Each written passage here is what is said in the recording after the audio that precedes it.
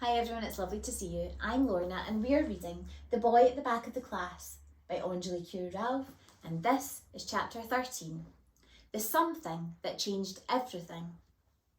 The night after Amit had told me about his sister Syra being in the sea and not knowing if his mum and dad were alive, I had trouble getting to sleep. My mum always tells me to count sheep when I can't sleep, but I find sheep too funny. They look like clouds with legs, so I count leopards instead.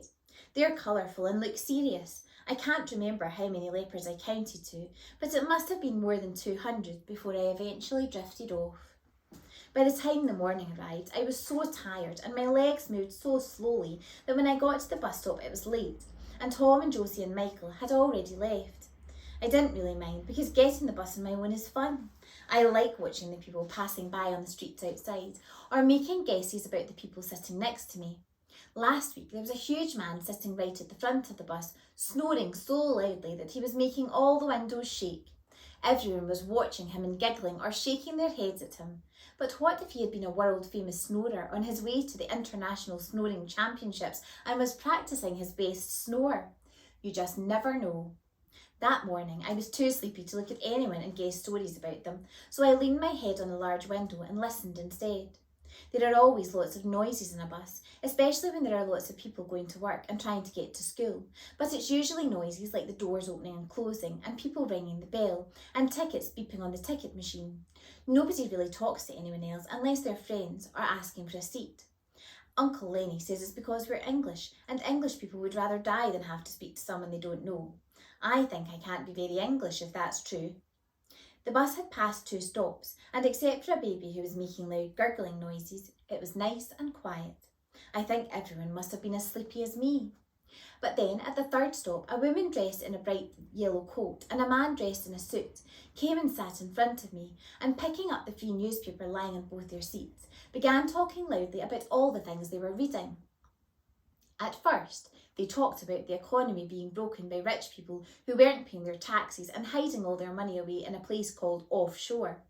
Then they talked about a princess who was going out with an actor they didn't like, and a famous singer who had been arrested for hitting someone. I was starting to fall asleep again when the man suddenly said something which made me sit up in my seat and listen just as hard as I could. "Oh, ain't it horrible," the man said. "Look at what they're saying about refugees, border restrictions as of next month. I knew this would happen." The woman shook her head, looking over his shoulder at the paper. Those poor people, where are they meant to go? Back to that nightmare they left behind, or left to starve in France? "Cheaper for us to leave them in France," said the man, shaking his head. "Says here, the borders will be closed by the end of the month." "So that's all the racists made happy then?" The woman tutted. "Rescuing kids out of the sea one minute and then telling them they can't be helped the next. Some of them might have family here, poor things. That should count for something." The man read the newspaper for a few more seconds and then said, "Well, apparently not. Says here we've already taken in a few hundred, so we're not going to take in any more. Doesn't matter how little they are." It was my stop. As soon as I got off the bus, I ran as fast as I could to school. My heart was beating so loudly that I could hear it in my ears, but I didn't care. If what the man said was right, then after next month, Amit's mum and dad would never be allowed into England, and Amit would never see them again. I needed to tell Tom and Michael and Josie about what I had just heard, and I had to tell them everything without Amit hearing. But when I reached the school gates, the bell for registration was already ringing, and the playground was nearly empty. I ran to the classroom just before Mrs. Cann started to take the register. She looked at me with a frown, but didn't say anything. "Where were you?" whispered Josie. "We waited until the 2nd bus came." I was too out of breath to say lots of words, so I just said, "Slept late." That morning, Mrs. Cann put us into 2 big groups, so that we could write a play on the story of Romulus and Remus, and then act it out. It's a legend about 2 baby boys whose mum hid them in a basket and sent them far away so they wouldn't be killed by people who were jealous of them. I guess they were refugee boys like Amit was, except Amit's mum didn't put him in a basket. He came in a boat. Mrs. Cann and Miss Hemsey said Amit could join the class on this project, so Amit and Tom were put in my group, and Michael and Josie were put in the other group.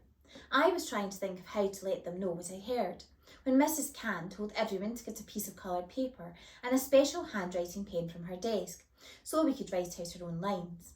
I decided to take an extra piece of paper, and while everyone was busy looking through their workbooks to find out which character they wanted to play, I quickly wrote a top secret message. It said this: "I heard something on the bus. We mustn't tell Amit about it. Meet me in the library at break time. Top secret."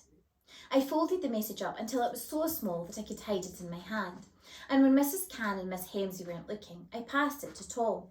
Tom looked around, and when nobody except me was watching him, he opened it up and read it.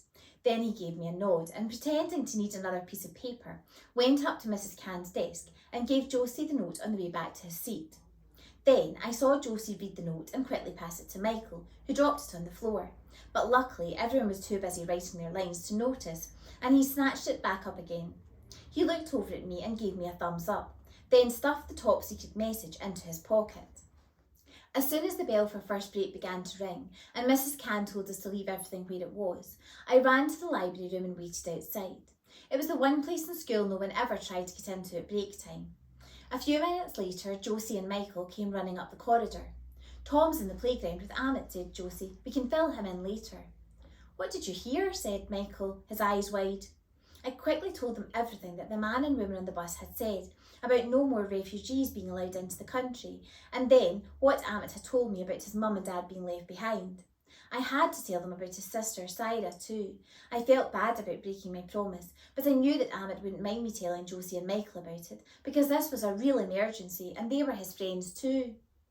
"You mean, if he doesn't find them before the end of the month, then Amit might never see his mum and dad again?" gasped Josie. I shook my head.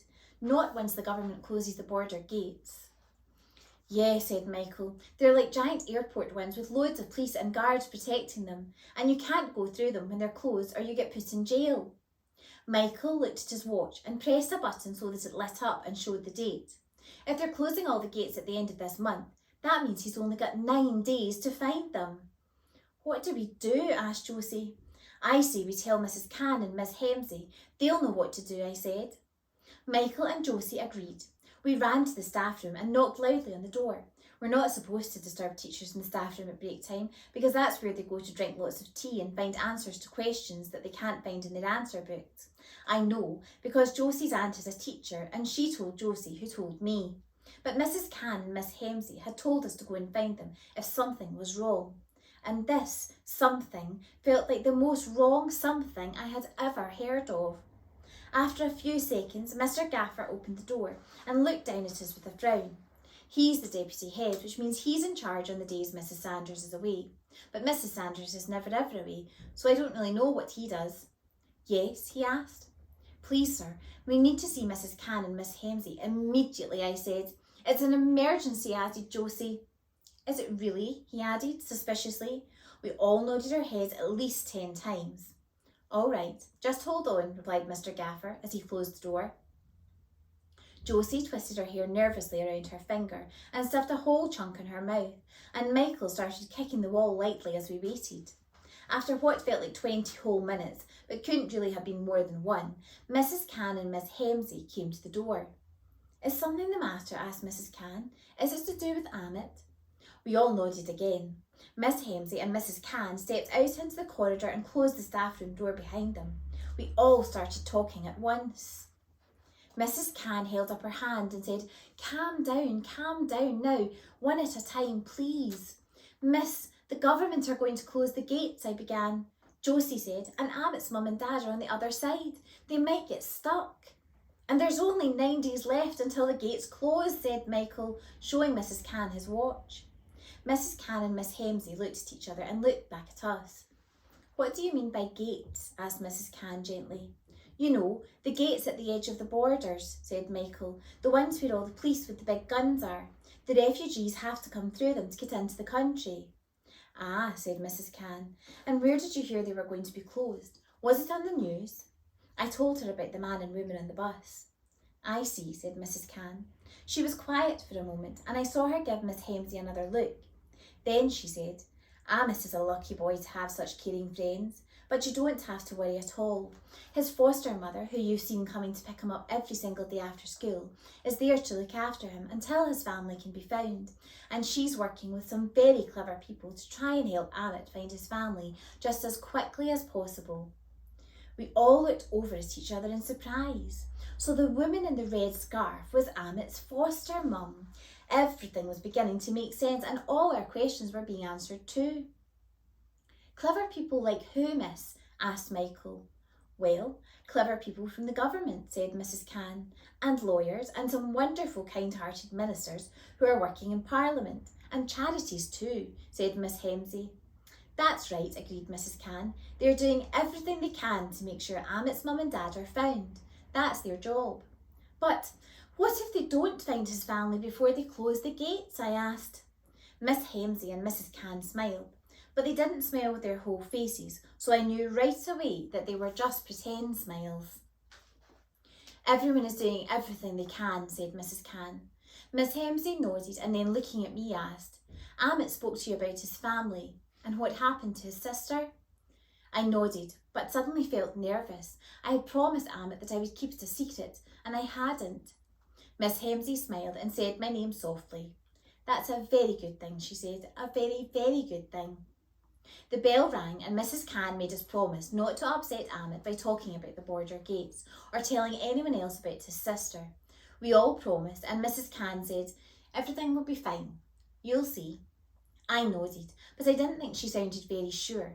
In fact, I didn't think everything was going to be fine at all, not if Amit didn't find his family before the gates closed. That afternoon we told Tom what had happened and we all came to a decision. We were going to try and help instead. And to do that, we would need to go on our first ever top secret mission.